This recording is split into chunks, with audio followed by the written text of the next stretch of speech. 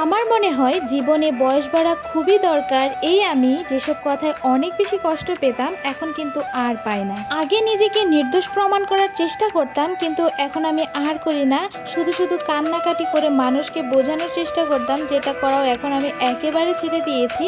আগে সব অপমান সহ্য করে হলেও সম্পর্ক টিকিয়ে রাখার চেষ্টা করতাম, আর এখন মনে হয় এই বৃথা চেষ্টা করার থেকে নিজেকে সময় দেওয়া অনেক বেশি ভালো।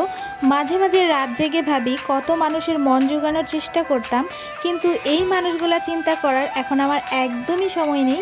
আসসালামু আলাইকুম, কেমন আছেন সবাই? আমি তো আলহামদুলিল্লাহ অনেক ভালো আছি। সকাল সকাল আমি আমার বেলকনির গার্ডেনে আমি চলে এসেছি। আর সকাল সকাল যখন এরকম ভরপুর ফুল দেখি গার্ডেনে, আমার এত বেশি ভালো লাগে। আজকে ভরপুর ফুল ফুটেছিল, আর এগুলো দেখতে আর গাছে পানি দিতে আমার এত বেশি ভালো লাগে। আর ইদানিং আমি নয়নতারা ফুলের একদমই ফ্যান হয়ে গিয়েছি, কারণ এরা অনেক বেশি ফুল ফুটে আর অনেক লং টাইম ধরে থেকে যায় গাছে, যার কারণে আমার খুবই ভালো লাগে। অন্যান্য ফুল যেমন জবা ফুল আর এসব পর্তুলিকা ফুল একদিনের বেশি থাকে না, আর এই নয়নতারা ফুলই একমাত্র সারা বছর আপনাকে এত সুন্দর ফুল দিবে, মানে খুবই ভালো লাগে। অনেক কালারফুল থাকে, দেখতেও ভালো লাগে। তো সব কিছু দেখে আমি তো আমার নাস্তায় চলে এসেছি। আর সকালবেলা আমি তো একদমই হেভি ফুড খেতে পারি না, যার কারণে আমি খুব সিম্পল ওয়েতে আমি আমার খাবার খাই সকালবেলা। বিশেষ করে সকালবেলার খাবারটা আমার ধরতে পারেন যে আমি রাজকীয়ভাবে খাই, মানে অল্প খাবো কিন্তু একটু ভালো খাবার খাবো, এই টাইপ কিছু একটা। আর দুপুরবেলাও আজকে নিজের পছন্দের মতো খাবার রান্না করেছি। আজকে মনে হয়েছে যে একটু লাচ্ছা সেমাই খাবো। ইদানিং আমার লাচ্ছা সেমাইটা খেতে খুবই ভালো লাগছে।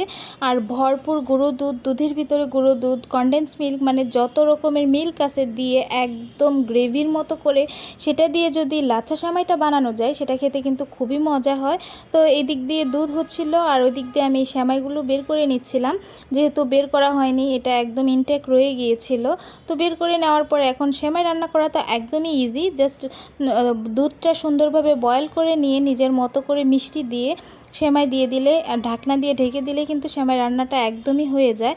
আর এটা রান্না করা মানে একদমই ইজি আমার কাছে মনে হয়। তো এই সেমাইটা খেতে যেহেতু ইদানিং ভালো লাগছে, যার কারণে খুব ইজি ওয়েতে আমি রান্না করে নিই।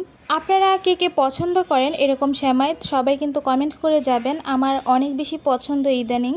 আর এই সেমাইটা জাস্ট আপনাদের দেখাই কতটা ক্রিমি হয়েছে, মানে দুধের পরিমাণ এত বেশি দিয়েছিলাম, যার কারণে খেতে অনেক বেশি মজা হয়েছিল।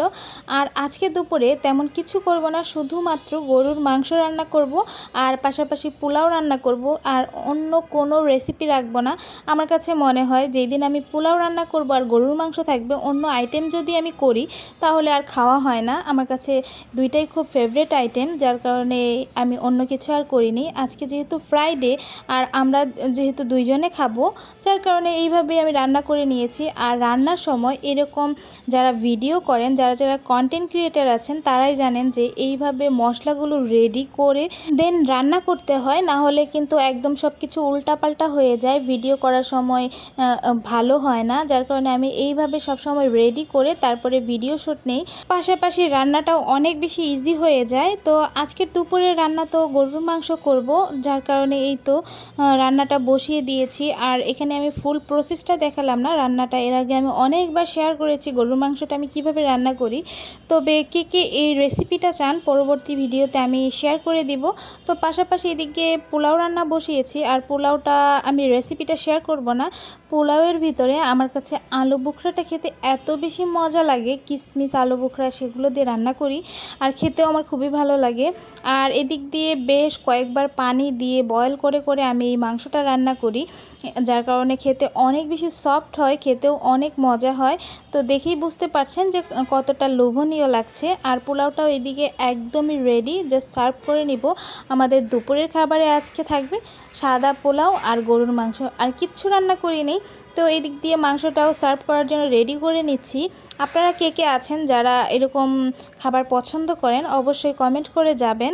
তো এই দিক দিয়েই তো আমার টেবিলে আমি সব কিছু রেডি করে নিচ্ছি, আর দুইজন মিলে খেয়ে নিব দুপুরের খাবার। তো আমার এই ছোট্ট ব্লগটি আপনাদের কাছে কেমন লাগলো অবশ্যই জানাবেন। সবাই অনেক অনেক বেশি ভালো থাকবেন, সুস্থ থাকবেন। আজ এই পর্যন্ত, আল্লাহ হাফেজ।